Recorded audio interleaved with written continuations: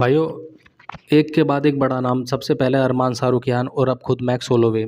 दोनों इलिया टुपुरिया को लेकर कुछ ना कुछ बोलते ही रहते हैं। आज इन्होंने बोला है कि जो काफ़ी कंट्रोवर्शियल बन चुका है। दोनों का मानना है कि इलिया टुपुरिया की जो विनिंग स्ट्रीक है थोड़ी ओवररेटेड है।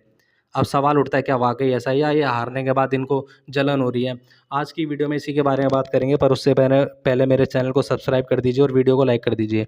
तो भाई बात यहाँ से शुरू होती है कि इलिया टुपुरिया ने बैक टू बैक जो विनिंग स्ट्रीक दी है इन तीनों को हराकर, उसके बाद ये सब बातें हो रही हैं। वोल्कानोव्स्की, मैक्स होलोवे और चार्ल्स ओलिवेरा। अब तीनों फाइटर में कोई छोटा मोटा फाइटर तो था नहीं, तीनों ही बहुत बढ़िया फाइटर थे। लेकिन मैक्स का कहना है कि लोग इनकी रियलिटी नहीं देख रहे, बस नामों से इम्प्रेस हो रहे हैं। अब आप खुद सोचो, वोल्कानोव्स्की उस वक्त इस्लाम माशिफ से हार कर आए थे। होलोवे खुद इलिया टुपुरिया से नॉकआउट हुआ है और अब अब वो ऐसे मतलब स्टेटमेंट दे रहे हैं। और चार्ल्स ओलिवेरा, उनके बारे में वो कह रहे हैं कि भाई अब वो तो आउट ऑफ प्राइम फाइटर है।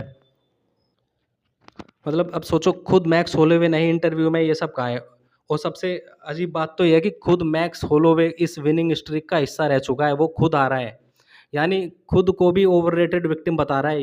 ये मतलब समझ नहीं आ रहा किस तरह की वो बातें कर रहा है, ट्रैश टॉकिंग कर रहा है, क्या कर रहा है, उसके मन में जलन है क्या है। अगर मैक्स होलोवे कह रहा है कि अगर वो ये कह रहा होता कि मैं लाइट वेट में हूँ, अब वेट कट नहीं करना पड़ेगा, मैं इस बार इलिया टुपुरिया को हरा सकता हूँ, तो बात अलग होती। लेकिन यहाँ तो कुछ बात अलग ही लग रही है कि मतलब खुद वो मैक्स होलोवे इलिया टुपुरिया से हार रहा है और इस तरह के स्टेटमेंट दे रहा है, खुद वो इवनिंग स्ट्रीक का हिस्सा होकर भी।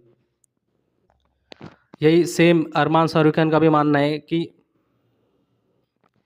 टुपुरिया थोड़ा ओवररेटेड है। लेकिन देखो, अगर टुपुरिया आगे चलकर अरमान को भी नॉकआउट कर देता है तो क्या फिर भी हम यही कहेंगे अरमान कभी सीरियस था ही नहीं।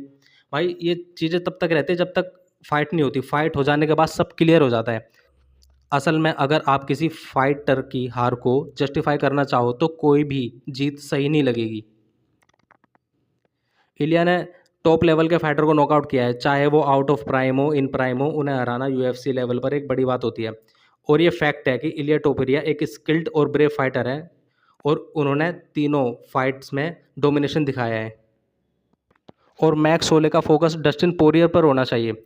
अगर वो डस्टिन पोरियर को हरा देते हैं तो शायद हमें मैक्स वर्सेस इलिया 2 देखने को मिले।